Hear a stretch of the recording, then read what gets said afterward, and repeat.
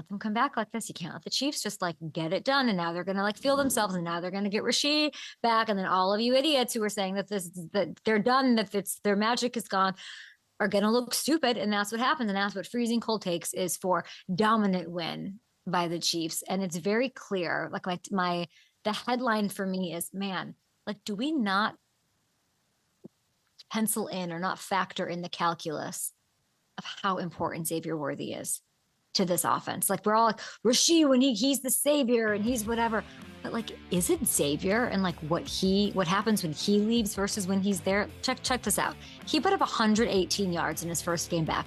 He led Kansas City in rushing. He had the deep ball going with Patrick. It was a lot bigger than that, though. His presence on that field changed so much, even when he wasn't getting the ball. There were motions, there were shifts, there were boogies, there were jigs, there were all sorts of things. There was so much eye candy to look at. The Ravens had to pay attention to him. They have to cover his ability, his speed, of course. And you saw it create mismatches for Juju and Travis and Hollywood as a result. Like, he's sort of, I think it's like Ivan was like, oh, Rasheed. It's Worthy. I think it's Worthy. It's not a coincidence that everyone was lifted. Everyone had their best game with Worthy back in that lineup. And the offense is fully back. I will say, oh my gosh, we'll get into this with Patrick Peterson. Spag is the dog, man. Spags had this defense. They're on another level. They're unbelievable. We'll save that for our guest. As for the Ravens, I'm seeing like tweets of lists of injuries. And I get that. They're such a real thing. And now Lamar on that with they got through a brutal stretch of their matchup. I think it loosens up a little bit. We can look at the schedule maybe. I'm tired of Derrick Henry finishing games with fewer than 20 touches. It's all I talked about on Friday. I don't want to see it again. I never thought, why would we have to like campaign for Derrick to get the ball? Like, I'm a little confused about that. I never thought we'd have to say that, but here we are. So we have to go. We have to give Derrick we have to really get it together, because if you look at this, look at the playoff odds right now. These playoff hopes are slipping away. I know that they're still favored. I know that there is this general explanation. They're going to be fine. They have 85% playoff probability right now. Okay. They're still the overwhelming favorites to make the playoffs and win the North. I don't know. They're 1-3. It would be really impressive. I'm rooting for them. They're so fun to watch when they have it going, but, the injuries have me nervous. It's not, they'll figure it out. How do you figure that out? And it's sort of, it remains to be seen if Lamar or Roquan or any of these guys will be ready for the Texans. And by the way, the Texans, CJ really goes through it, but he got a win yesterday. They found a little something, by the way. So they have the Rams after that. Baltimore. So Hammy, am I wrong? They don't have an easier schedule. Does it get easier after that? I thought do we have the Ravens schedule? No, I mean, on the face of it, you think the Texans game should be a little easier because they're 1-3. But yeah, after watching them yesterday, that's not going to be easy. Then the Rams, then they get that bye to hopefully regroup a little bit. Bears, Dolphins, Vikings. There's not a lot of easy games in the schedule overall. Yeah, it might make it easier if they, I don't know, gave the ball to Derrick Henry. Am I like oversimplifying this? What's happening?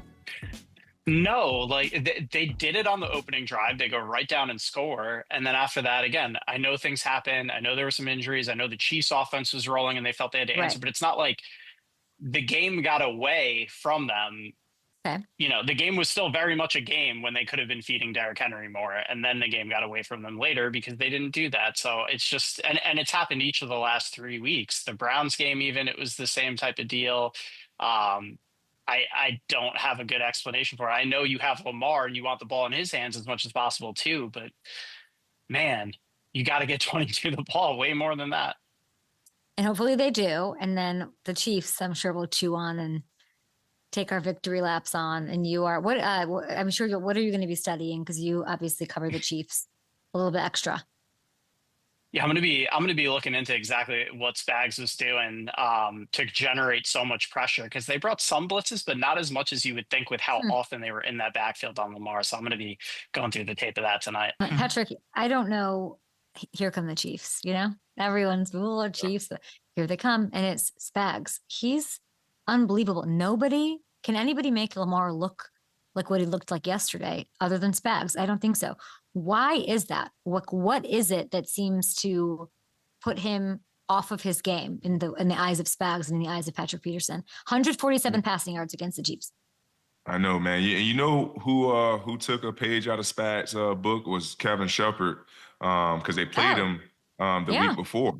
You know, and they sacked him 7 times. You know, forced him into a couple of turnovers. But you know, Spags he's used to him. You know what I mean? They played each other. You know, I mean, I want to say almost 8 times. You know what I mean? And every time, you know, they play against one another, Lamar has a long day because they understand if you are responsible in your rush lanes and don't allow him to get outside of the pocket and the interior guys continue to, you know, be responsible in their rush lanes, that it makes it harder for him to be successful because once Lamar Jackson, once he's moving and his eyes are still downfield, that's when he's elusive because now he has, you know, options, you know, to run or pass the ball. Now, when he's backing up in the pocket and trying to maneuver in the pocket and his eyes are down, and then next thing you know, you have a spy on him, that's when you pretty much have him in the bottle.